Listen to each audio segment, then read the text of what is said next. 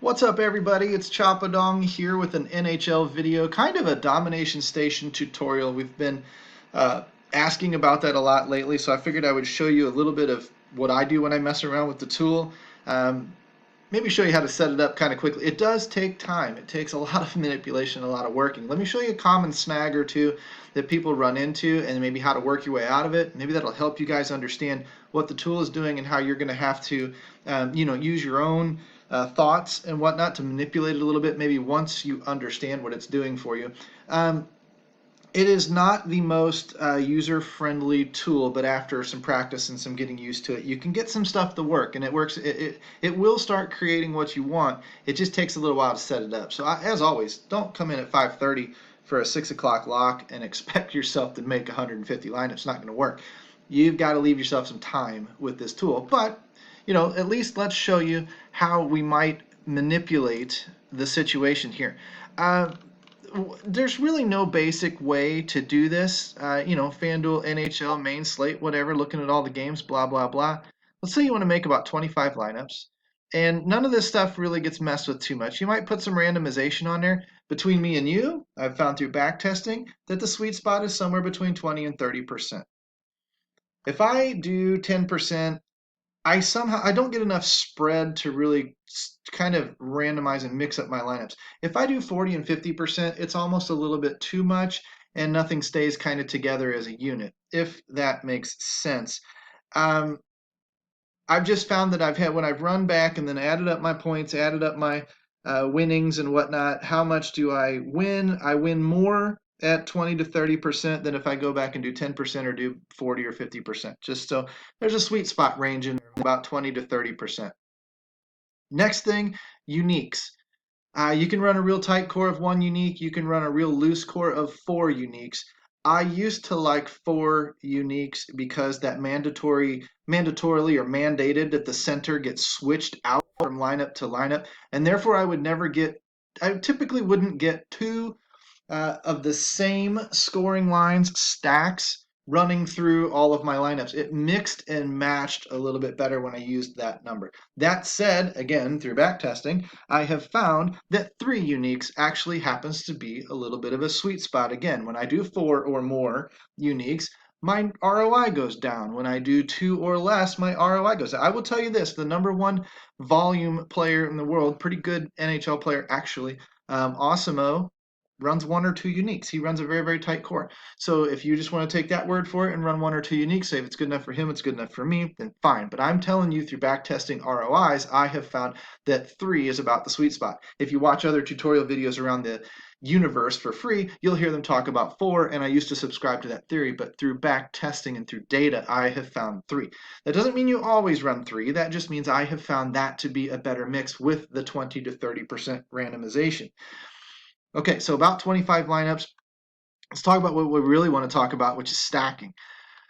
Easiest one to use is controlled stacking. You can play around with these others if you want. Once I found a way that works and works as quickly as I can get it to work, then boom. I just stick with that method and I play with that method until I've basically mastered it. And I want to show you what I did. Just for example's sake, we have a huge slate tonight. This doesn't cover near enough bases, but let's, for example's sake, say you wanted to run LA and Philly stacked. I would set them up to run 50% on one side, 50% on the other. That way I always had some Florida or always had some Philly. 3-player stack, 2-player stack, 4-player, that's on you. Figure it out. Whatever you want to do is fine. I like running 3x3s in a lot of cases. I see those more commonly winning GPPs because if you see a 4-stack, check how often that 4th player is actually a one-off and doesn't correlate. It might get 3 guys from the power play and then 1 guy not on the power play. You might get 3 guys from line 1 and then 1 guy from line 3, and he doesn't end up on the power, he's on the other power play unit, or something like that. I will tell you a couple of quick tips here. 1, 3x3, I've noticed wins a lot more tournaments. That 4th guy's usually a one-off in a lot of cases. And I will also tell you that if the skater does not serve on a power play, he's not often in the winning lineups. I know you get cheap access with Zach Kassian in Edmonton. You get cheap access to Connor McDavid. Zach Kassian ain't often in the winning lineup. I don't need him. Okay? If you don't serve on it, what's power play telling me? Power play is telling me my coach thinks I can score a couple of goals a game. That's why I'm up there on the power play unit. If I don't deserve to be on a power play unit, coach don't think I got a good chance of scoring a goal. Otherwise, I'd be on the power play unit. Don't use them. Don't waste your time. Don't waste your salary. There's plenty of cheap players that still serve on power play units. Anywho, if I set up 50% here and 50% here, I'd get two different stacks. And I had this set up, and I want to show you what happened in a minute. And then over here, I have 4 teams stacked at 25% each. This side needs to add up to 100%. This side needs to add up to 100%. If you're getting too much restriction on the optimizer, lower that 100% on the left down to like 90 or 95%, and the right side down to 90 or 95%. Give the machine some wiggle room. Yes, you'll get unstacked lineups, but you'll get the number of lineups that you need. Okay? So give it, the more flexibility you give these machines, the better off they run in terms of the number of lineups you need to produce. If you're only getting 25 lineups and you need 100 tonight, well, for crying out loud, loosen up the restraints on the machine and then try again. So generally speaking, you're going to start by not restricting it very much, and then you're going to slowly start putting restrictions on it as you go. Clamp it down, run it, clamp it down a little more, run it, clamp it down a little more. It didn't run. Okay, I can go back to the settings I just used, and I can at least get the lineups I need. Okay? The complicated sports like baseball and hockey and stuff, that matters. Football, that matters. Basketball, not so much. We're running very, very tight cores with one unique whatever. You can generally get 5,000 lineups if you want. Okay, but in these other more sports with all these moving pieces, it requires a little bit more control of the optimizer, but that also leads to restrictions which will shut the unit down. So clamp down slowly, run this thing, clamp it down, run it, clamp it down, run it, clamp it down, and take baby steps until you get sort of what you're wanting to picture, what you're wanting to come alive. So again, to reiterate, 50% on this side, 50% on this side. If I wanted to do more teams, I could. 25%, 25%, 25% on these other sides. And hang on one second.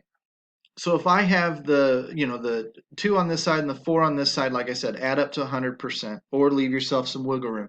You're going to want to make sure correlation is king. Notice that I said, well, I'll take line 1 or line 2 over here. And then power play time. This is going to lead to goofy stacks. If I've got a defender in there, it doesn't matter. Defensemen, they overlap, not critical. But forwards, it is fairly critical if you want perfect stacks. If you don't want perfect stacks, that's okay too. But in a lot of cases, we want those perfectly correlated stacks. Notice here, this is all power play 1 with the exception of Krejci. And this one here is all power play 2, which is weird because I've got 6 guys on the power play 2. That doesn't work. There are some discrepancies in the accuracy of the lines and the accuracy of the power play units. That is based on our data feed. We can't control that. You might cross-check a little bit with a daily face-off or something and fine-tune things yourself, but we can't control that with the access to the data that we pull from. It just doesn't work, okay? There's a lot of policing that goes on behind the scenes. We try to catch as much as we can, but you're still going to have to be a little forward thinking here too and catch what you can catch, understanding that there are areas where this is going to have challenges. But generally speaking, I don't care if you're on line 1 or 2 if I'm stacking the power play is going to correlate you. Okay, but over here, these guys, except for connecting, are all on the power play 1. They're also all on the top line. That's fine too. Okay, these guys are all on the power play 2, with the exception of Ekblad, who is a defenseman, so he correlates with everybody. Okay, so if I run that, and I shouldn't have pointed this out just yet, because I wanted to point out down here, once I ran those at 50% Florida, 50% Philadelphia, I started getting some stacks. Notice the Boston stack, power play 1, power play 1, power play 1. It's correlated. Power play 1, power play 1, power play 1 for Philly. It's correlated. Nathan McKinnon is a slate-breaking one-off. Perfect. Haig, value play, whatevs. Right? This is a good, strong lineup. Come down here, power play 1, power play 1, power play 1, but with different people. Marchand this time with Bergeron, whatever. Okay? McKinnon is a one-off again. But now I've got an issue with the Florida line. I've got 2 line 1 guys. I've got 2 defenders. And then I've got basically a 4th line guy in Hornquist who doesn't really serve. The defenders will overlap with him some, so it's not uncorrelated, but they don't really serve as strongly as they could. Scroll down a little bit more, line 1, power play 1, power play 1, power play 1. And then here with Vegas, the 2, 2, the 2, 2, and the 2, 1. They're all on the same line. That's good. You're not going to get it perfect on the power play. This is still a pretty strong lineup. Come down here. 1, 1, 1, 1, 2, and 1. But I've got a 1, I've got a 1, and I've got a 2. And he's on the power play 2, and they're on the power play 1. This one does not correlate. It correlates okay. It's a pair, it's a mini stack, and then a one-off. You might want to leave that alone. You might want to dig back into the optimizer and fix it. If that's the case, you might pull a Riley Smith out of your stack pool. Now, when I went down into the Florida stuff, I was getting a lot of Hornquist for price, and then I was getting a lot of double D. And a double D I can't necessarily worry about too terribly much, but when I've got stuff like this, where on the wing, the 2-2 with the 1-2, these guys correlate, but then Hornquist doesn't correlate with them at all. I'm starting to notice that I'm not getting correlated Florida lineups. Why was that? That was because up here at the top, I had guys that were a little jacked up. I had some of these guys in with these guys. The optimizer doesn't use the lines to correlate. It uses the player pool. They're using the names. So you have to police that, like I said before, because the data source we pull from, it doesn't even matter sometimes. You have to police this yourself. If you want just the power play 1, just leave the power play 1 guys on there. These guys will all be correlated. Separate them. If I had 50% Florida, I can break it into power play 1 at 25%, power play 2 at 25%, and now I've still got 50% Florida exposure, but I've broken it into 2 groups. These 2 groups will work together. These 2 groups will now correlate. And to show you that, I'll re-click Optimize, and then we'll re-police those lineups, and we'll see if that is in fact what happens. That's what should happen, okay? But I can continue to talk a little bit more about going through some of these lines, some of these words. Adjust the projections is fine if you're getting too much or too little of a guy. Put some minimums and some maximums on some guys, it's okay. If you had to use some kind of a global exposure, sometimes I'll use like 75%. I don't very often want to be all in on a hockey player because these guys can crap the bed at a moment's notice. You just really have to play, but you're controlling most of what you do with your group sizes. Okay, and I'll give you this tip. In a lot of cases, smaller stack sizes spread out more for like cash game type scenarios where you're not exposed completely to one particular offense. I maybe instead of exposed to 2 offenses like Florida and Pittsburgh, I would be exposed to 3 offenses where I might pick up a 3rd mini stack. That helps insulate me against a truly bad night. That helps get more of my lineups through the cash line. You know, it also helps me in some cash games with a little bit higher floor. It's not as boom or bust as if I went a full 4x4 stack. If I went on a 4x4 stack, that sucker is boom or bust. It better hit or the whole thing's trash. That's why we don't do that in tournaments. When you see that in your cash games, you see somebody did that. They either threw their tournament lineup in a cash game to back it up, or they suck and they don't know what they're doing. Okay? Could be either or. But the more teams you want to take on, you want to get out to 6 or 7 or 8 main stacks, you're going to have to cut down to 10% each team or whatever. Another thing to tell you is if Florida's on this side but not on this side, you will not get any Philadelphia and Florida stacks. If you want Philadelphia and a Florida stack, this won't do it. You have to put Florida over here as well. And you always have to add and watch that percentage. One thing you can do is you can build in blocks of 20 or 25, come back, reset up the machine differently, throw those out there, reset up the machine. It just takes time, it takes experience, it takes working with. It's just all it is. Now, there's Bergeron, there's Smith, and Marchand, 1-1-1 on the power play, right? And then 1-1-1 on the power play. Let's find Florida. Florida 3-1, 3-1, 4-1. See how they're all on the first power play here? Now we're all on the first power play again. 1-1-1, 1-1-1. I come down a little bit more towards the bottom and start looking. I might pick up there's 2-2-2. See, what I've done is I've fixed the machine. I've controlled the correlation of these lines by breaking them apart into separate groups. We'll do more of these videos. We'll show you a little bit more of how this works. But the control and the manipulation of those player groups by player name, the controlled stacking, is typically what you're wanting to do.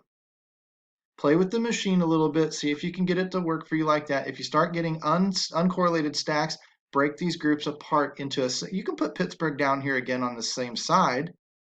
You know, like I did Florida here and Florida here. You can put Pittsburgh here and Pittsburgh in here again and break it apart, split that percentage to 12% and 12%, and now you'll start getting tighter correlations. Hopefully that helps you guys figure the tool out a little bit. Hopefully that helps you get off to a better start with hockey. And then as time goes, we'll continue to refine our process and we'll get even better. Take care, guys. Talk to you soon.